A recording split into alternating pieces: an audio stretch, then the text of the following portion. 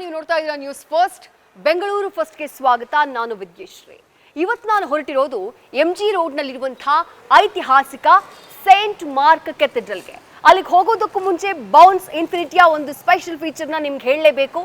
Bounce ಇನ್ಫಿನಿಟಿನ ಮುಂದಿನ advance ಟೆಕ್ನಾಲಜಿಗೆ apply ಆಗೋ ರೀತಿಯಲ್ಲಿ ಅದನ್ನ ಬಿಲ್ಟ್ ಮಾಡಿದ್ದಾರೆ.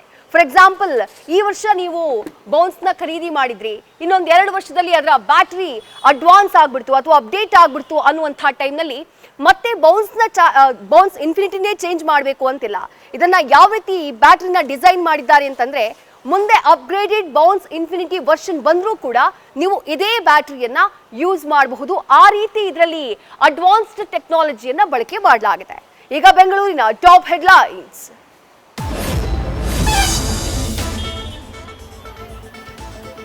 ಸ್ಟಾರ್ ಕ್ರಿಕೆಟಿಗನ ವಿರುದ್ಧ ಸಿಡಿದು ಬಿದ್ದ ಸುಂದರಿ, ಪ್ರೀತಿ ನೆಪದಲ್ಲಿ ಗರ್ಭಿಣಿ ಮಾಡಿ ಅಬಾರ್ಷನ್ ಮಾಡಿಸಿದ್ರಂತೆ ಕೆಸಿ ಕಾರ್ಯಪ್ಪ.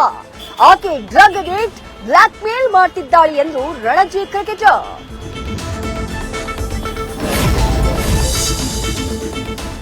ಬೆಂಗಳೂರಿಗರೇ ಎಚ್ಚರ, ನಗರದಲ್ಲೇ 20 JN.1 ಕೇಸ್ ಪತ್ತೆ. ದಿಢೀರ್ ತಾಪಮಾನದಲ್ಲಾದಂತಹ ಏರುಪೇರೆ ಕಂಟಕ ತರುತ್ತಾ ಮತ್ತೆ ಇವತ್ತು ರಾಜ್ಯದಲ್ಲಿ 34 ಕೊರೋನಾ ಪ್ರಕರಣ ದಾಖಲು.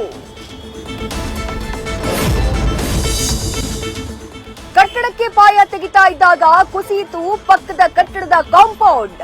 ಸಿಲುಕಿದ್ದವರ ರಕ್ಷಣೆಗೆ ಮುಂದಾದಾಗಲೇ ಮತ್ತೆ ಬಿತ್ತು ತಡೆಗೋಡೆ. ಅವಶೇಷಗಳ ಅಡಿ ಸಿಲುಕಿ ಪ್ರಾಣ ಬಿಟ್ಟ ಕಾರ್ಮಿಕ.